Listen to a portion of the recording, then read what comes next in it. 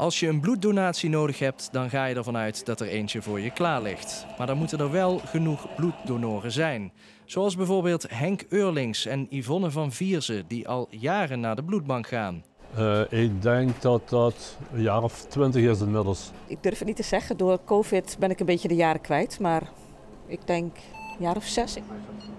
Maar er zijn structureel meer bloeddonoren nodig. Op dit moment zien we dat er veel te veel schommeling zit in moeilijke periodes. Kerst is een heel goed voorbeeld. En om die schommelingen beter te kunnen opvangen, willen we echt meer donors bereikbaar hebben om te kunnen doneren. De bloedbank zoekt op dit moment nog zo'n 4000 donoren in Limburg. Want als er geen bloed op voorraad is, dan bestaat er een kans dat niet-essentiële operaties worden uitgesteld.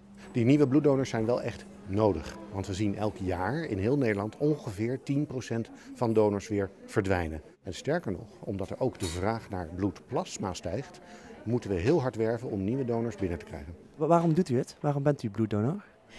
Ja, als ik zelf wat heb, dan vind ik het ook fijn als mensen mij dat er wat is voor mij, laat maar zeggen. Dus ja, iets te doen voor je medemens. Maar ook omdat ik dan ook regelmatig ook gecontroleerd word op mijn bloeddruk en al dat soort zaken. Bent u iemand die zeg maar, probeert rond te praten en mensen te stimuleren om het ook te doen? Ja, ik moet zeggen, er wordt niet veel over gesproken. Als ik kijk in mijn eigen omgeving.